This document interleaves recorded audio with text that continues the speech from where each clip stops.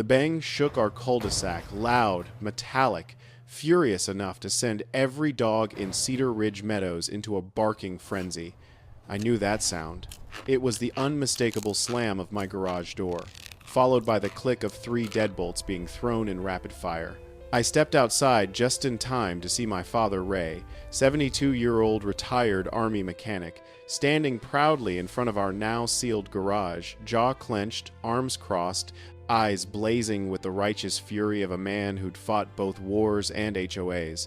Inside that garage sat 3 massive HOA trucks that the neighborhood president, Lauren Pierce, had smugly parked there without permission, waving some temporary ordinance she'd practically invented on the spot. So Ray did what any sane retired veteran with a zero-tolerance policy for nonsense would do. He locked the door and called the sheriff. What we didn't know then was that those 3 trucks would expose the biggest suburban surveillance scandal our town had ever seen. Inside wasn't equipment. It was cameras, files, and proof. Lauren had been spying on every neighbor for years, then selling our data to insurance companies, real estate agencies, and political campaigns. My name is Nathan Porter, 45 years old, IT consultant, father of 2, proud owner of a grill big enough to cook for a small army. I genuinely believed that living in a quiet suburban neighborhood would be peaceful. For the first few years, it was Cedar Ridge Meadows had everything you'd expect. Trimmed lawns, friendly nods from neighbors, kids riding bikes in lazy circles, and the occasional HOA newsletter reminding us to avoid planting aggressively colored flowers. I used to laugh at that one. Little did I know we weren't even scratching the surface of what Lauren Pierce had planned. Lauren became HOA president the same year my father Ray moved in with us after Mom passed. That timing was what we like to call a cosmic prank.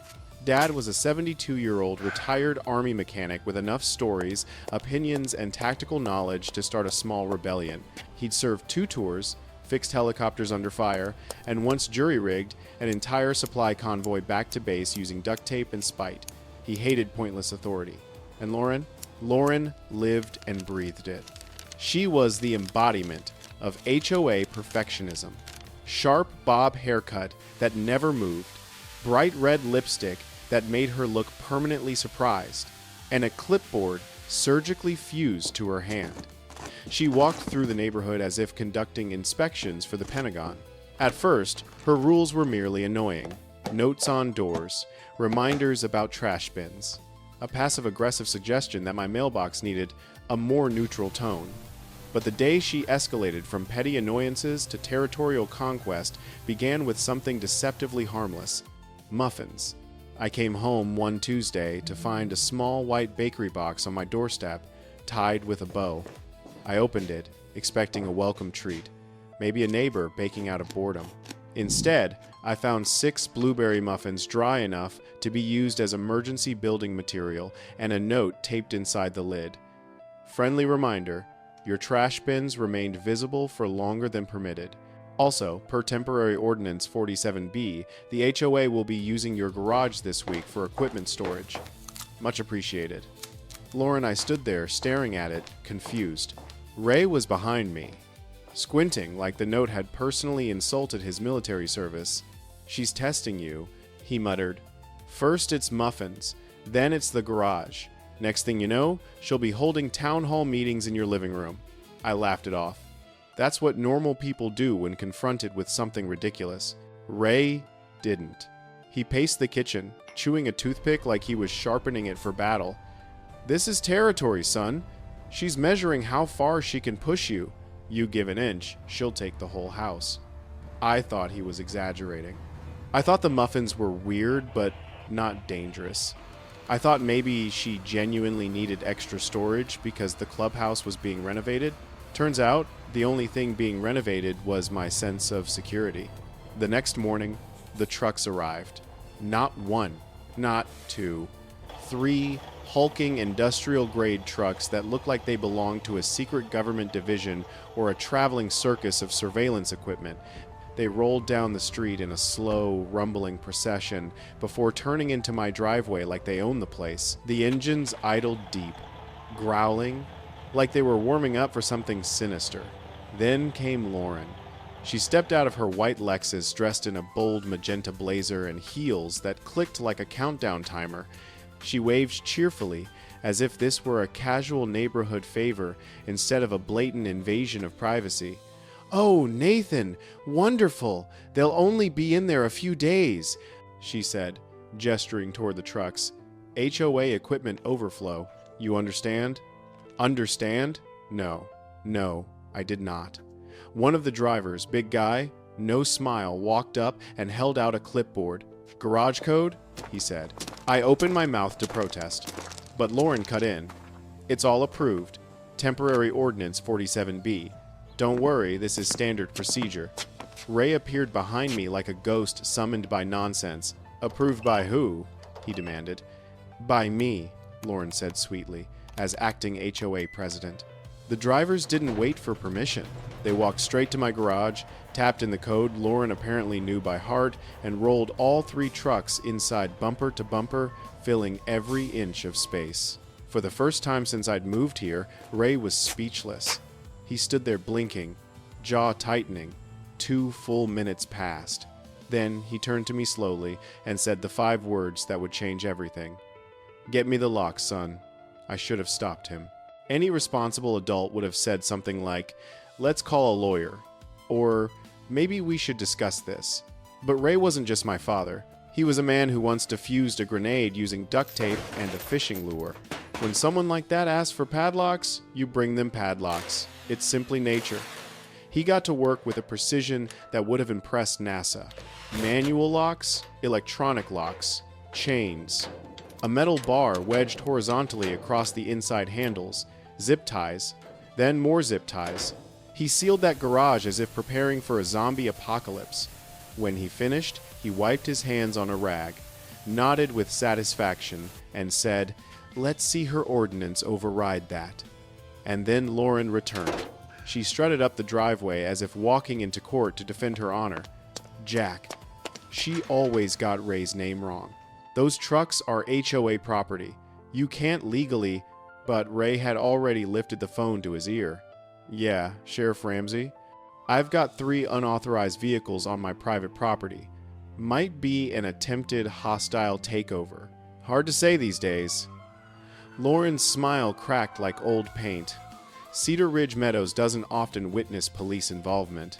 The wildest thing to happen before this was when Old Man Trumbull's goat escaped its pen and led 3 patrol cars on a slow chase around the fountain. So when the sheriff's cruiser pulled up, everyone came outside like it was a parade. Sheriff Doug Ramsey stepped out holding his coffee like it was the only stable thing in his life. He looked at Ray, at me, at the massive locked garage, then at Lauren, who was clutching her folder of printed HOA regulations like a life raft. "Well," he sighed, "looks like I walked into another homeowner's turf war." Lauren launched into a speech about authority, ordinances, and community compliance. Ray interrupted her with the subtlety of a sledgehammer. "They're trucks, Sheriff. My garage is not a depot. My son is not a warehouse manager. And no one asked permission." Doug scratched his head and said the magic words. "Ma'am, unless you have signed consent. You can't store HOA property on private land, even under HOA rules." Lauren looked like she'd swallowed a lemon whole. She left that day with clenched fists and trembling rage, but the trucks stayed exactly where they were. And that was the moment Cedar Ridge Meadows crossed the line from suburbia into battlefield.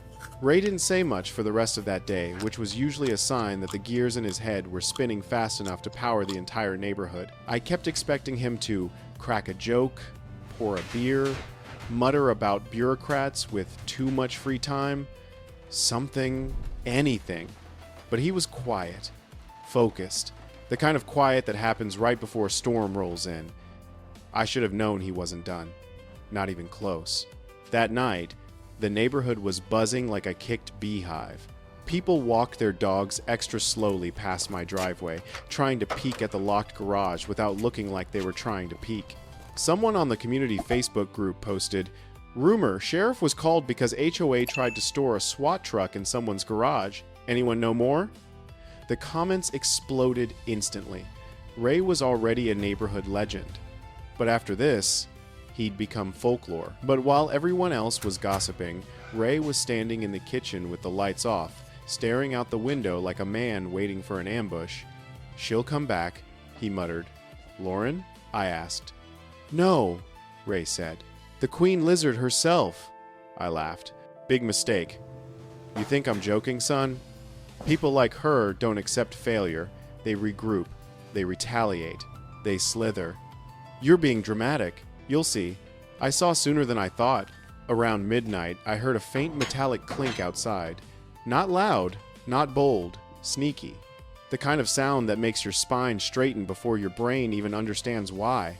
I nudged Ray awake. "Dad, someone's out there."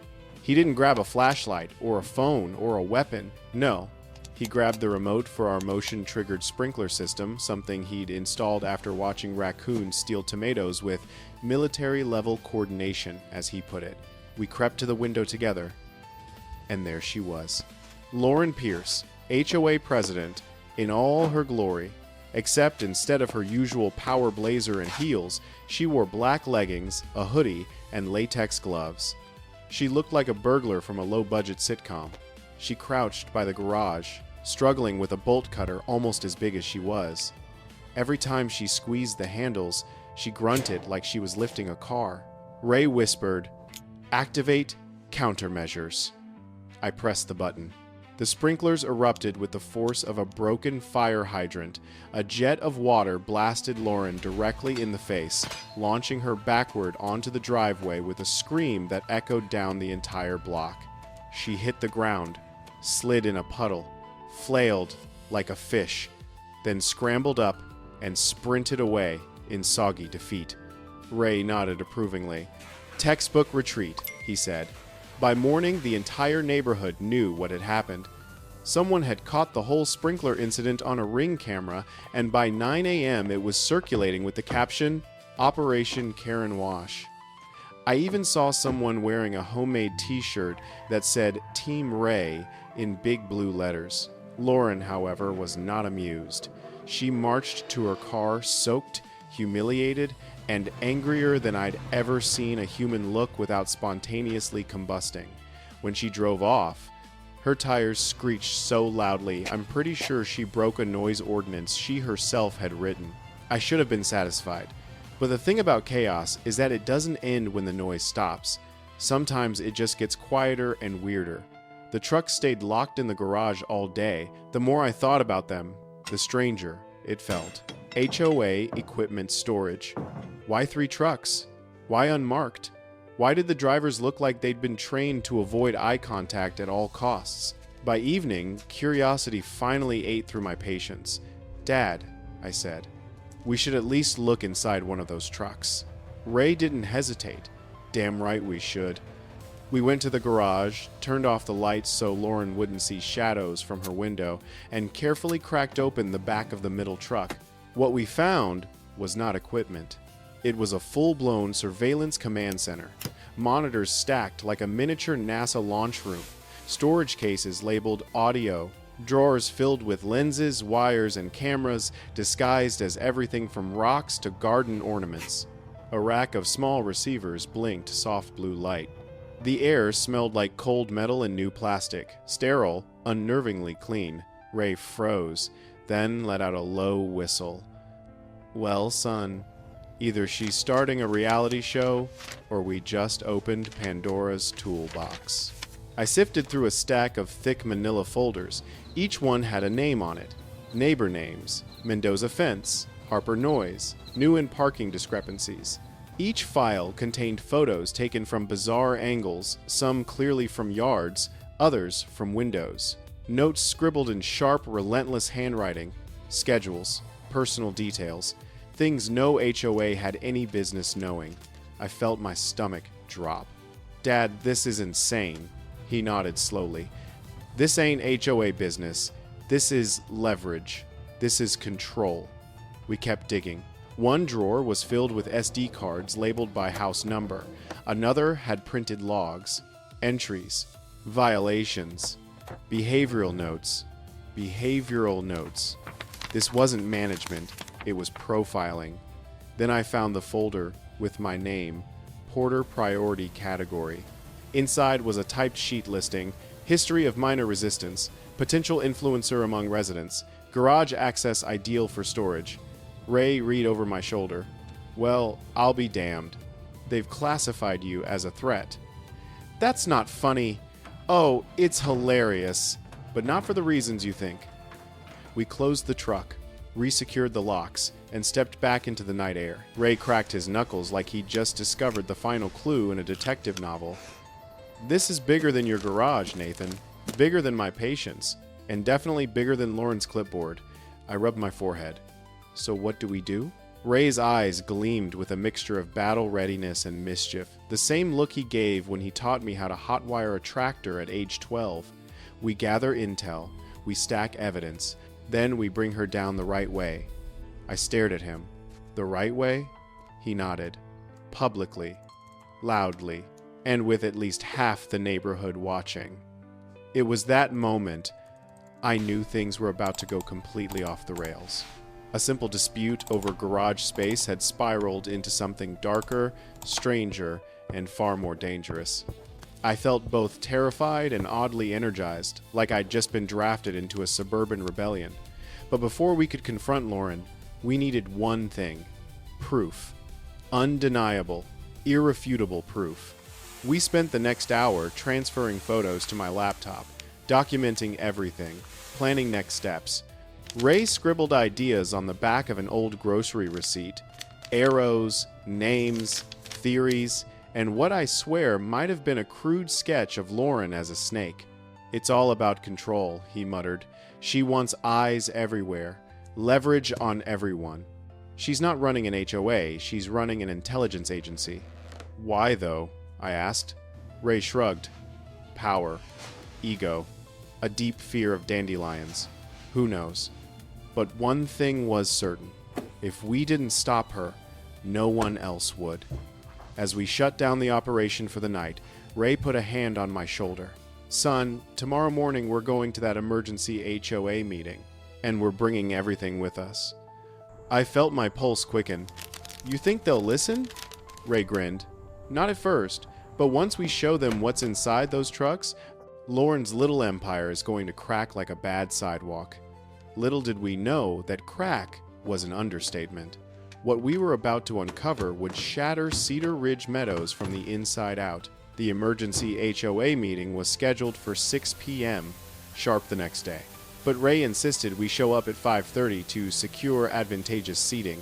I wasn't sure what that meant until we arrived at the Cedar Ridge Community Center and discovered he'd placed 2 folding chairs, dead center in the front row, prime viewing for whatever chaos was about to unfold. He'd even slapped sticky notes onto them that said, "Reserved presenting evidence." I swallowed hard. Dad, this feels dramatic. He adjusted his sunglasses indoors and replied, "Drama is inevitable when truth is on the offensive."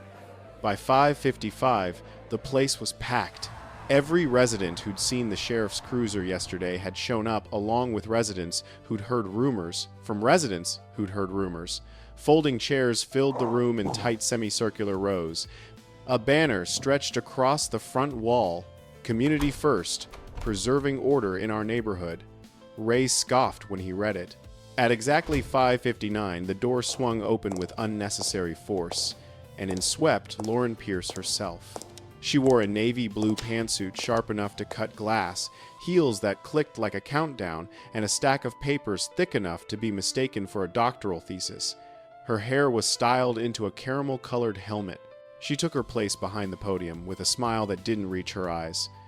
"Good evening, residents of Cedar Ridge Meadows," she said, voice sugary but stiff. "We are gathered here to address a matter of urgent community importance." Ray leaned toward me and whispered, "Translation? She's about to incriminate herself." Lauren cleared her throat dramatically. "As many of you have heard, certain residents are currently..." She paused. "Glaring directly at us, detaining HOA property and disrupting community operations through unlawful obstruction."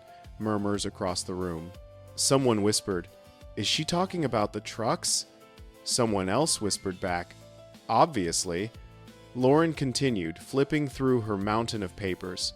Per HOA Ordinance 47B, the association reserves the right to utilize resident properties temporarily for equipment overflow. This has been exercised without issue in the past. However, certain individuals have.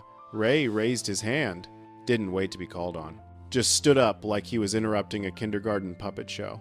Excuse me, Madam President, but that ordinance you're waving around like a magic wand was voted down in 2012. Lauren froze. That's not possible. Ray pulled a laminated sheet from his jacket pocket and held it up like a lawyer unveiling Exhibit A. I've got the minutes from the 2012 vote right here. Hung this baby on my fridge for years. Pure nostalgia. People leaned forward, squinting. Lauren blinked rapidly, something her face wasn't built to do. Well, even if that were true, it is true, Ray cut in. You can't rewrite history just because you bought a fresh pack of toner. A few people chuckled. Lauren's smile thinned. Before she could regain control of the room, I stood up too. My heart thudded like a marching band inside my chest. And if storage was all you needed, I said, why send 3 unmarked trucks? Why fill them with surveillance equipment? The room fell silent. For a split second, you could have heard a dandelion seed hit the carpet. Lauren swallowed. What equipment? I pulled out the printed photos, grainy but unmistakable, and held them high. Cameras disguised as birdhouses, microphones hidden in lawn ornaments, files with people's names on them, schedules, notes, gasps. Lots of gasps. Someone in the second row shouted, "Is that my mailbox in that picture?" Lauren's face twitched. Those are legal inspection tools strictly visual used to ensure compliance and safety. Ray barked a laugh. Lady, no one volunteers their personal secrets to the HOA, and yet, somehow, you've got 'em. He scanned the room and raised his voice. Does anyone here voluntarily report their neighbors? Silence. Everyone looked at everyone else. Nope, no one was admitting to anything. I stepped forward.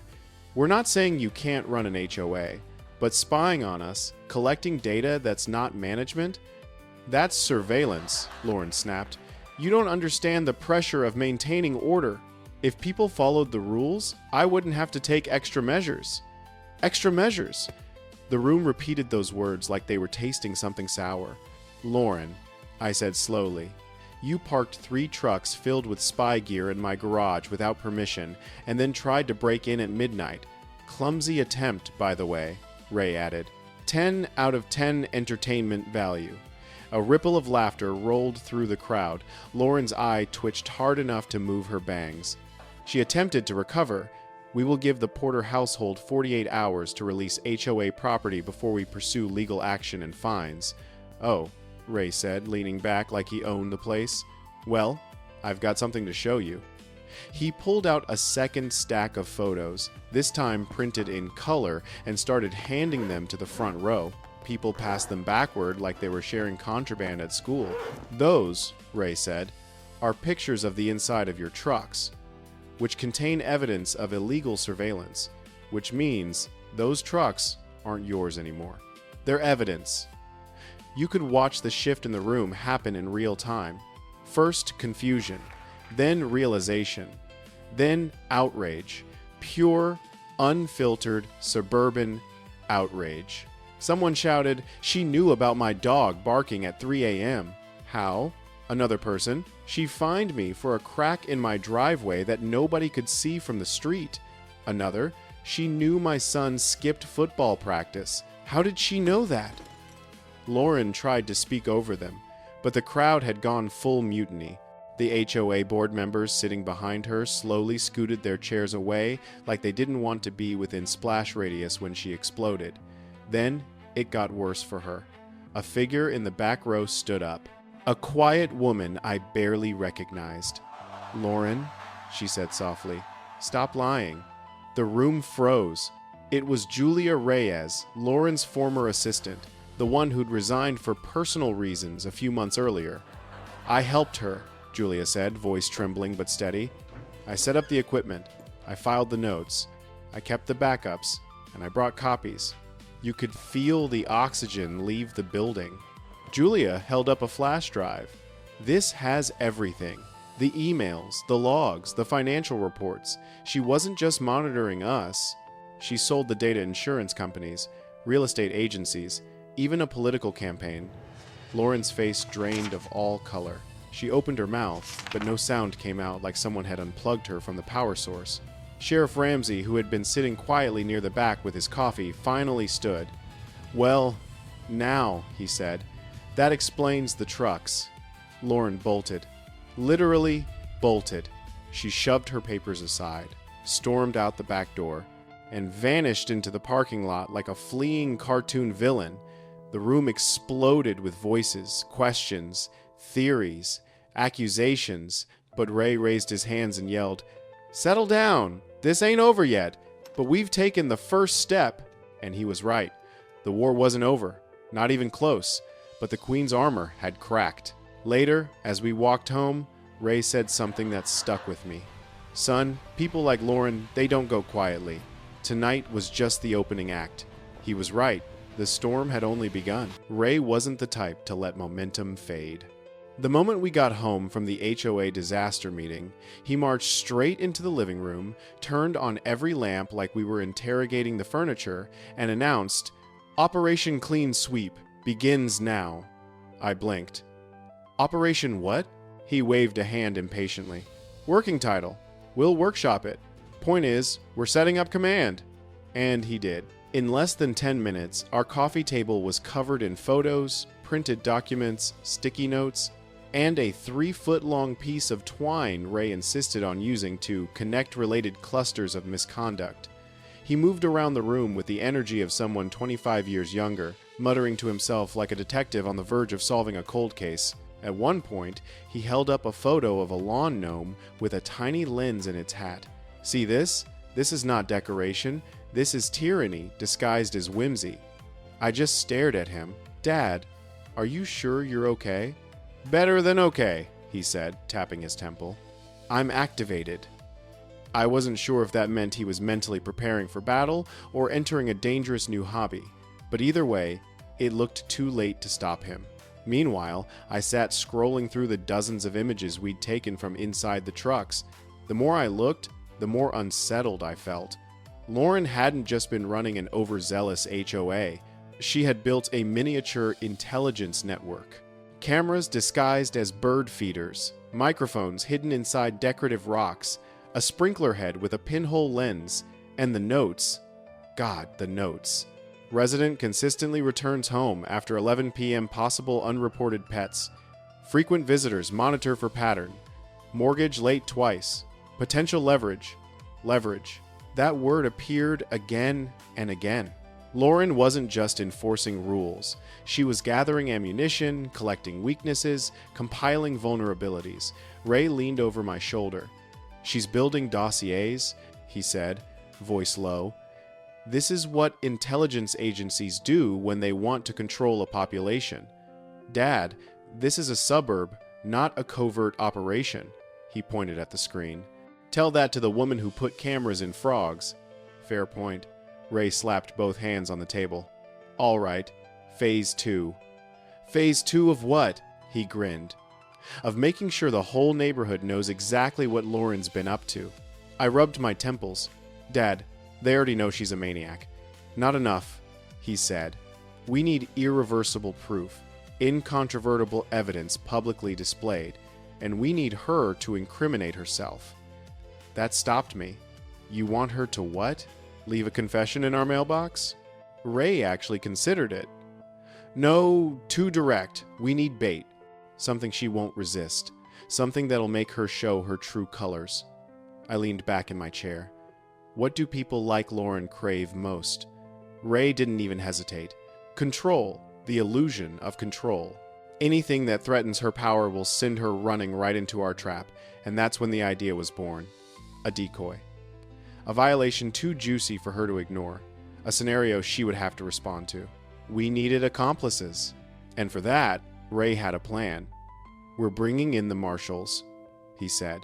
The Marshalls, George and Betty, were a retired couple who lived at the corner lot. Sweet as sugar. Harmless.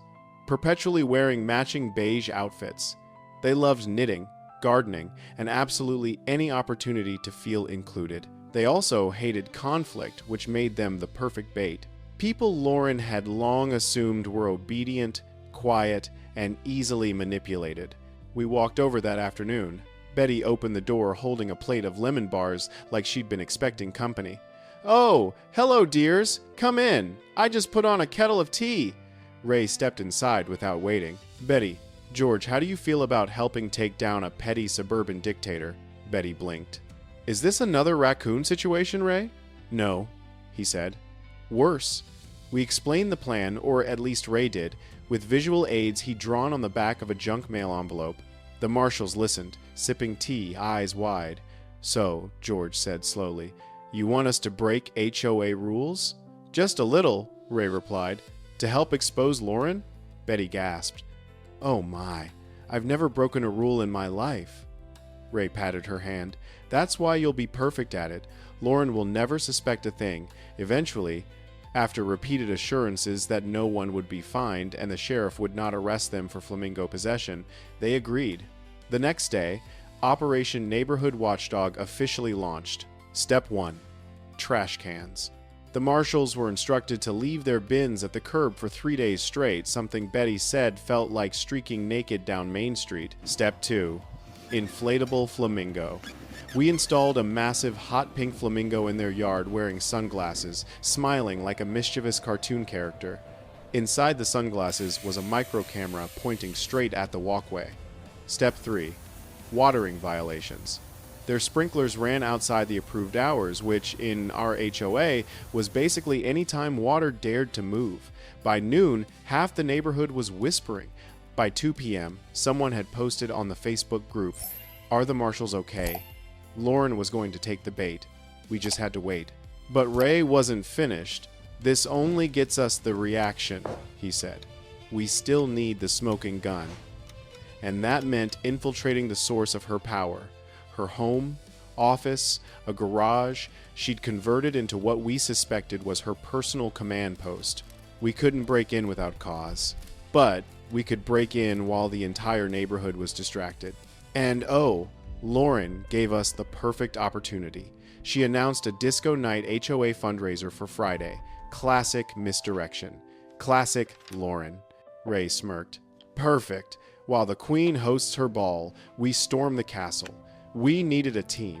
Enter Dawson, former stage magician, current locksmith hobbyist, proud owner of 12 paperclips.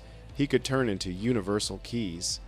Nia, 21, fearless, recently viral on TikTok for sneaking her emotional support goose, General Honk, past airport security. Dee, the legendary cat lady of Cedar Ridge Meadows, whose 11 felines had earned her 15 fines in 3 years, most of them handed out by Lauren personally. These were not the heroes Cedar Ridge Meadows deserved, but they were the heroes we had. Friday came. The community center pulsed with colored lights. Lauren showed up in silver bell-bottom pants that looked like they'd been tailored out of antenna material. People pretended to dance. General Honk honked aggressively in rhythm. It was beautiful chaos. Meanwhile, our infiltration team slipped away. Nia and the goose took lookout duty. Dawson picked the lock with a paperclip and a bobby pin. Dee held a flashlight in her mouth and muttered curses about HOA tyranny. Inside Lauren's garage, the truth finally yanked off its mask. Blueprints of every house in the neighborhood lined the walls. Color-coded violation maps. A whiteboard titled Priority Targets. A locked filing cabinet quickly conquered by Dawson. Inside were spreadsheets tracking fines that had mysteriously never appeared on HOA financial reports, receipts for disguised surveillance equipment labeled community artistry, emails discussing data packages with insurance companies, and a USB drive labeled Insurance L. Pierce Only. We took everything, photographed everything, copied everything, and then we slipped back into the disco as if we'd just finished an innocent bathroom break. The trap was almost ready. But Ray wanted one more thing. A final act of bait so obvious, Lauren wouldn't be able to resist touching it. That's when he created the fake developer letter, the one suggesting I was selling my home to a construction company planning a duplex. We placed it in plain sight at the Marshall's trash bin, Lauren's favorite browsing destination. Sure enough, that night, the Flamingo camera caught her creeping, rifling through their trash, finding the letter, scanning it with a pocket light, photographing it, and stalking away with the determination of someone who believed destiny was on her side. The next morning, we woke up to a fresh HOA violation notice taped to our door, accusing us of structural instability, unauthorized property alterations, and failure to notify the HOA of pending sale. That was it. We had her. Caught. Documented. On video. Ray clapped me on the back and said, "Son, tomorrow we bring the whole kingdom crashing down." And for the first time since this madness began, I believed him. The sun hadn't even risen when Ray started setting up equipment in the backyard. Extension cords, a portable projector, 2 coolers stacked to form a makeshift podium, our old camping lanterns in case the meeting stretched past dusk. He moved with a level of enthusiasm no 72-year-old should legally possess. I followed him, half awake, clutching my coffee like a life preserver. "Dad, the community meeting isn't until 3, I reminded him. He waved me off. Public uprisings require preparation. You don't show up late to a revolution. Revolution was a strong word, but after everything we'd uncovered, it didn't feel entirely inaccurate. Cedar Ridge Meadows had spent years living under Lauren's thumb. People whispered instead of speaking up. They paid fines without questioning them. They lived in quiet fear of a woman wielding a clipboard.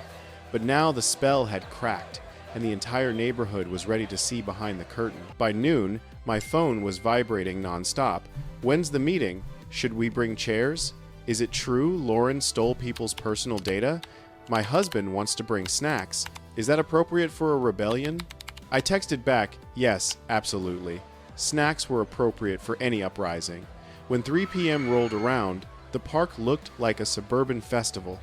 People arrived with foldable chairs, juice boxes, homemade signs that said "No more spyware in the sprinklers," and enough lemonade to hydrate a small militia. Even Sheriff Ramsey came off duty, wearing jeans and a faded t-shirt, carrying a lawn chair under one arm and an iced tea in the other. Ray stood beside our 2-cooler podium, arms crossed, sunglasses on. "This is it," he whispered. "Time to dethrone the Queen." I cleared my throat and stepped forward. "Everyone, thanks for coming." The crowd quieted. A few kids shuffled to the front. Someone's dog barked once, then sat. I continued. Yesterday's emergency HOA meeting showed us what we've all suspected for years, that the rules weren't the problem. The person enforcing them was murmurs, nods. One very dramatic gasp from a woman in the 3rd row. "Today," I said, "we're going to show you exactly what Lauren has been doing. Not rumors, not suspicions, proof." I clicked the projector on. The first image flashed onto the screen, a photograph of the inside of one of Lauren's trucks. The crowd collectively inhaled. I heard someone whisper, "Oh, my Lord and all his angels." Then more images, rows of hidden cameras, cables, listening devices, GPS trackers, disguised lawn ornaments with glowing pinhole lenses. People shifted uncomfortably.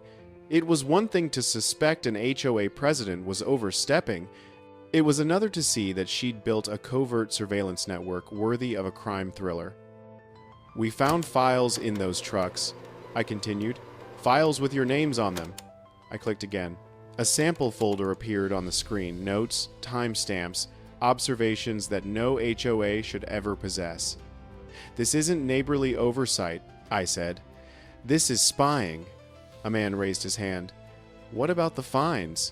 She always seemed to know when my dog barked at 3 in the morning. "Nobody's awake then, except raccoons." "She was always awake," someone muttered. I nodded. She knew because she was watching. Or listening. A wave of realization swept over the park. People murmured to each other, voices rising with outrage and disbelief. Some residents who'd been fined unfairly cursed under their breath. Others looked ready to march straight to Lauren's house with pitchforks shaped like garden tools. Sheriff Ramsey raised his iced tea and said, "Folks, what the porters found, this is serious." I've seen less surveillance in actual police sting operations. That helped anchor the moment. People needed to hear it wasn't just pettiness. This was a real violation. I swallowed and clicked to the next slide. This is what she kept in her home office. Photos of Lauren's garage turned command center filled the screen. Blueprints, violation matrices, financial logs with missing funds, a whiteboard titled Priority Targets with names listed in color-coded categories. Every time a new slide appeared, the crowd reacted louder, whispers turning to outbursts, outbursts turning to full voices. Then Ray took the stage, and the park fell silent. He stepped up to the podium, cleared his throat, and spoke in the slow, deliberate voice of a man who'd once briefed commanders in desert heat. "You've all lived under Lauren's thumb," he said. "You know the petty notes, the unfair fines, the rules that didn't make sense unless you remembered who wrote them." A few people chuckled darkly. "But none of you deserve this level of intrusion." He gestured at the screen behind us. "This wasn't management. It was control, fear, manipulation. She built a system that watched you, judged you, and held leverage over you." He paused, letting the words settle. "And people like that? They don't stop until someone stops them." Ray stepped aside. "Nathan," he said, "show them the final piece." My hands shook slightly as I pulled out a single photo, the one taken by the Flamingo camera. "This," I said, "is Lauren illegally accessing a neighbor's trash." "That's a felony," someone yelled. I nodded. She did it to enforce violations based on information she had no right to access. She used that letter, I held up, the fake developer document, to accuse us of property violations. She didn't know it was bait. A few residents laughed. One clapped. Then I said, "We have the footage. We have the files. We have the financial logs. And we have a witness." Everyone turned when Julia Reyes, Lauren's former assistant, stepped forward. Her voice trembled, but her resolve did not. "Everything you saw today is true," she said. "Lauren asked me to help her. I didn't understand how far she planned to go. When I realized, I left. I kept backups of everything to protect myself. But I'm giving them to you now." She held up a folder thick with printouts and a USB drive. People erupted, clapping, cheering, thanking her. The atmosphere transformed from outrage to empowerment. Neighbors who hadn't spoken in years exchanged looks of camaraderie. Those who had once been intimidated were now emboldened. And then the final blow landed. A deep voice spoke from the back. "I've seen enough." Sheriff Ramsey stepped forward. This crossed into criminal territory. As if on cue, a white sedan pulled into the parking lot. Two men wearing dark suits stepped out, quiet, composed, unmistakably federal. Someone whispered, "Those are FBI suits." Ray muttered, "Told you this was bigger than trash bins." The agents approached the group calmly. "We're looking for Lauren Pierce." People pointed. She stood frozen near the back of the crowd, face pale, mouth slightly open like a statue caught mid-denial. "We need to speak with you," one agent said, showing a badge, "regarding unauthorized surveillance, data misuse, and federal privacy violations." Lauren finally found her voice, but only enough for one word. "No." She turned and tried to run. She didn't make it 2 steps. The agents caught her gently, but firmly guiding her toward the car as the entire neighborhood watched in stunned silence. No handcuffs, no shouting, just a quiet, inevitable end to a reign built on fear. As the sedan drove away, a hush fell over Cedar Ridge Meadows. Then, slowly, applause began soft at first, then loud, unified, cathartic. Ray put a hand on my shoulder. "Son," he said, "that's the sound of a neighborhood waking up." But he wasn't smiling, not fully, because we both knew something important. When a queen falls, the kingdom doesn't heal overnight, and Lauren's shadow was long. Long enough that even with her gone, we had no idea what the days ahead would bring. For the first time in what felt like months, the neighborhood slept peacefully that night. No one received surprise notices taped to their doors. No one heard the sound of an SUV creeping slowly down the street at 2 a.m. No one felt the prickling sensation of being watched from behind a curtain. Lauren was gone, escorted out of Cedar Ridge Meadows by federal agents, and the entire community exhaled in relief. But the relief didn't last long. I woke the next morning to the sound of Ray humming. The man rarely hummed unless he was working on something dangerous or ill-advised. I stumbled into the kitchen, rubbing my eyes, and found him spreading maps across the table like a general planning a siege. "Morning, son," he said brightly. "Coffee's on the counter. Don't spill it. We've got work to do." I blinked. "Dad, Lauren was arrested last night. We actually won. What work could possibly be left?" He tapped the map. It wasn't a map of the neighborhood. It was a printed screenshot of Cedar Ridge's private Facebook group. A group with a new post. A new anonymous post. A new anonymous post written in a suspiciously familiar tone. It read, "Reminder to residents. Decorative items must conform to uniform standards. Excessive displays may result in penalties." A second appeared minutes later. "Unauthorized modifications to yards will be recorded. Compliance is mandatory."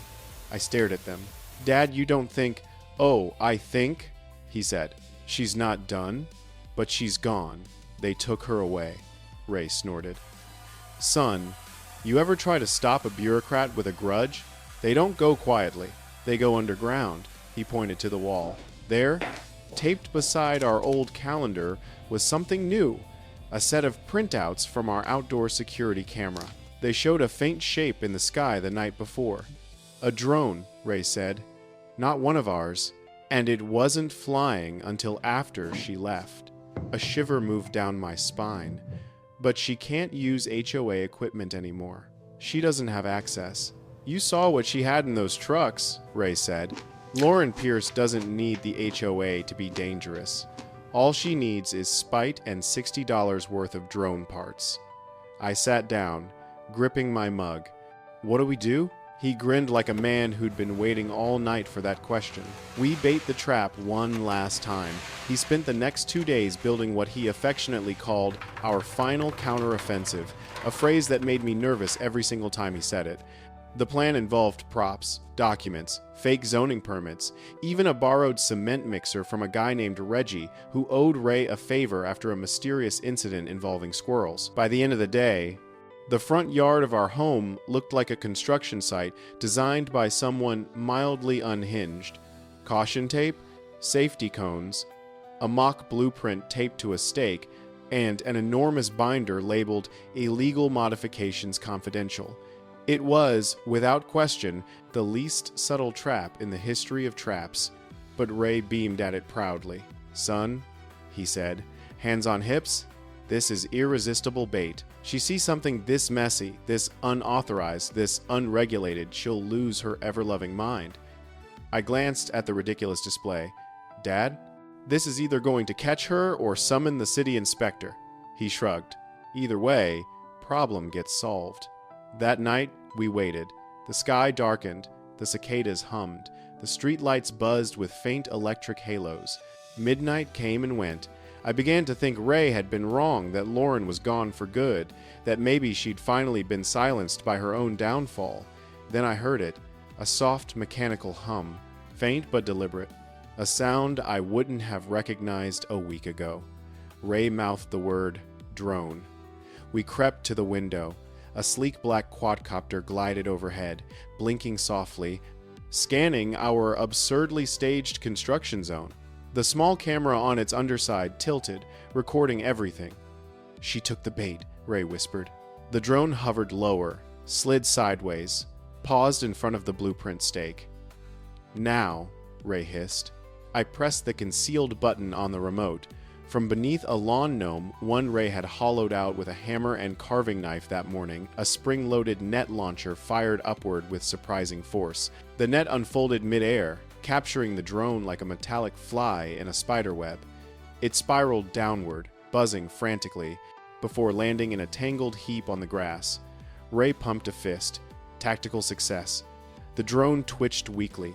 Its propellers slowed until they finally whirred to a stop. I couldn't believe it. "We actually caught it." "Of course we did," Ray said. Never underestimate the power of strategic lawn decor. We brought the drone inside, placing it carefully on the dining table. Ray produced a screwdriver like a surgeon preparing for an operation. Let's see what our lovely fugitive's been up to. Inside were memory cards, 3 of them. We plugged them into my laptop. Slowly, the files loaded. The first contained aerial footage, hours of it, of various homes in the neighborhood, private yards, driveways, windows. The second contained documents, drafted violation letters, new proposed shadow HOA bylaws, lists of residents labeled non-compliant watch list, and risk factors. But the third contained something else entirely, something personal. A folder labeled Porter Contingency. My chest tightened. I clicked it open. Inside was a detailed blueprint of our house, notes about our routines, screenshots from our own security cameras recorded before Lauren was removed, and worst of all, a document titled Restoration Plan. It detailed how Lauren intended to regain control of Cedar Ridge Meadows, not through the board, not through elections, but through fear, through anonymous warnings, through phantom violations no one could trace, through slow, measured chaos. Ray's jaw tightened. She wasn't going to stop until someone stopped her. What do we do now? I whispered. He stood, lifted the drone in one hand like a trophy, and said, "We end this permanently." At dawn, Ray walked up Lauren's driveway with the drone in one hand and a bakery box in the other. He placed it neatly on her doorstep. Inside the box were every false violation she'd drafted, tied with a ribbon plus a note.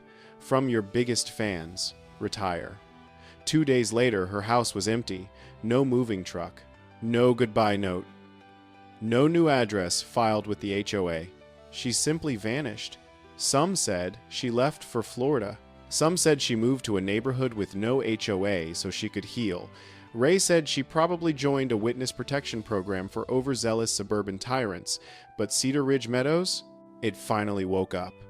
Finally took a breath. Finally felt like a neighborhood again instead of a monitored compound. And Ray, well, he became the unofficial guardian of the block, advising the newly reformed HOA with one rule carved into the Constitution: no surveillance, no secret notes, no tyranny. I thought it was finished, truly finished, but I was wrong again, because as we cleaned the garage one quiet afternoon, Ray pulled a metal lunchbox from behind the water heater. Inside was a cassette tape labeled, "For When It's Over." He popped it into an old player. Lauren's voice filled the garage. "You'll miss me. One day, this neighborhood will fall apart without someone keeping it in line." Ray paused the tape, looked at me, and laughed so hard he had to sit down.